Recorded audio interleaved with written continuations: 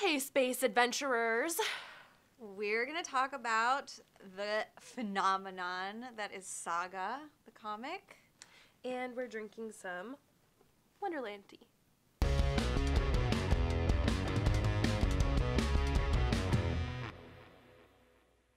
So we've been talking about spacey things for the last couple of weeks, and so we thought now was a very good time to Touch base with one of our favorite ongoing indie comics.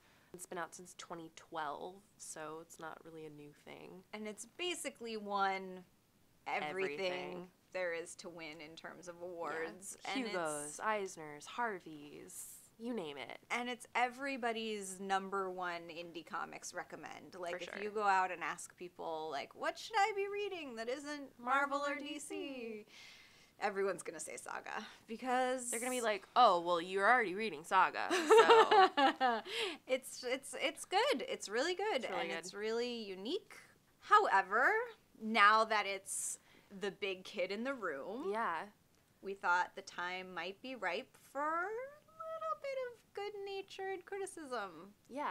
I mean, Saga's really interesting. We had a story we told earlier on this show from a Comic-Con panel that we went to where the writer Brian K. Vaughan talked about talking to Fiona Staples and designing the characters and going, I just don't want Alana to be a redhead. And Fiona Staples going, Brian, she doesn't have to be white.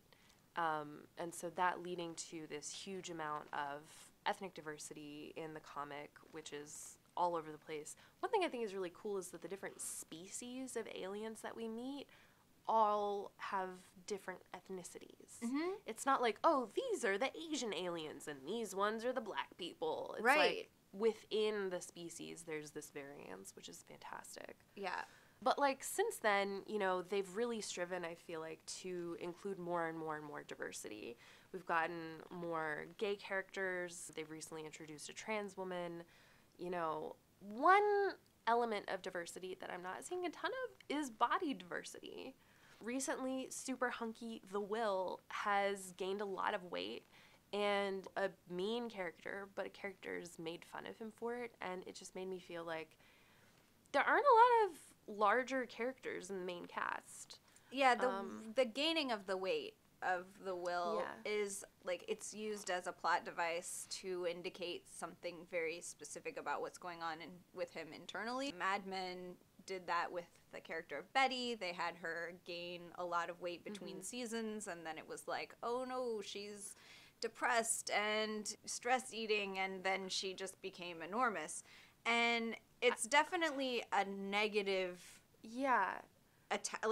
negative emotions attached to this body size. Weight gain and the body size. And I get that for the character of Betty Draper and for The Will, these are people that really were obsessed with their outward image. But if that's your only character that's not conventionally attractively sized, that's kind of a problem.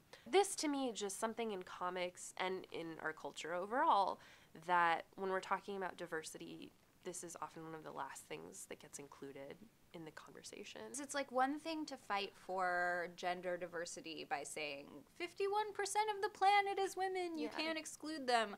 But the common argument that you see against including the body diversity, other than the bullshit, well, it's promoting ill health, is that people only buy products that are attractive.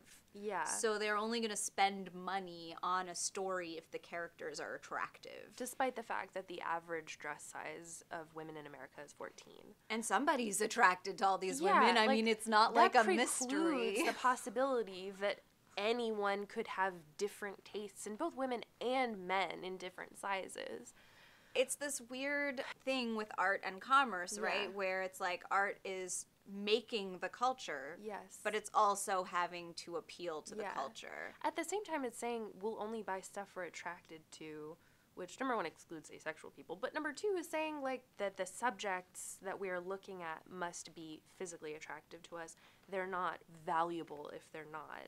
When, in point of fact, everyone is a human being, so we all have that intrinsic value. And it's letting artists off the hook, too, from saying don't you think that this is a thing that's maybe wrong with humanity, and art could be on the forefront of helping change? And showing more body diversity to help normalize that. Yeah. Yeah.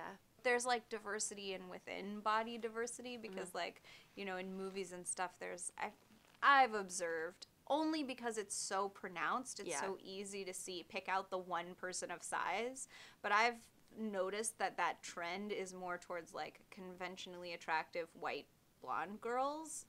There are a few exceptions, but for the most part, if you're going to have a fat best friend, she's going to be pretty white Rebel and Wilson-y. blonde. She's going to be very Rebel Wilson-y. Yeah. And so there needs to be more diversity in that also. Yeah. Just something to think about, including when you are making stuff. Yeah. So let's read Alexa Apply with an Army.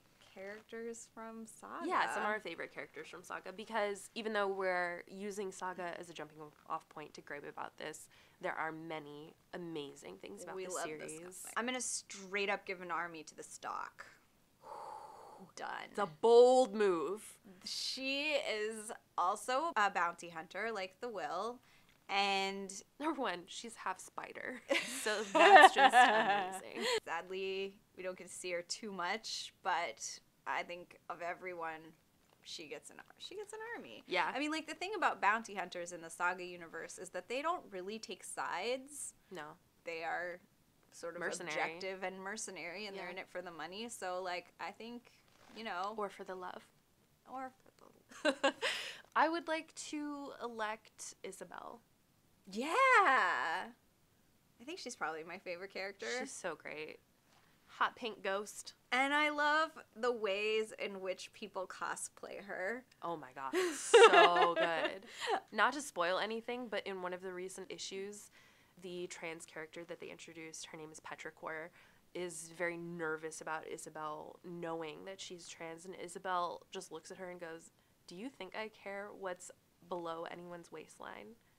Because she doesn't have it. She's just guts. She's just intestines. It's so good. Which means we must read someone. I mean, a big plot point is that Alana reads. Although there's also a new librarian in the last arc who tells Hazel that if you think you can know everything from just reading one book, you haven't read enough books. Which is pretty great. That is pretty great. And read more books. Technically, we are reading Hazel. We are. So who did we decide? Who are we reading? Yeah, Alana. Alana. Okay. We're gonna read Alana. We'll read Alana. Yeah. I mean, you know, she's got good thoughts. She's got good thoughts. Cheers that.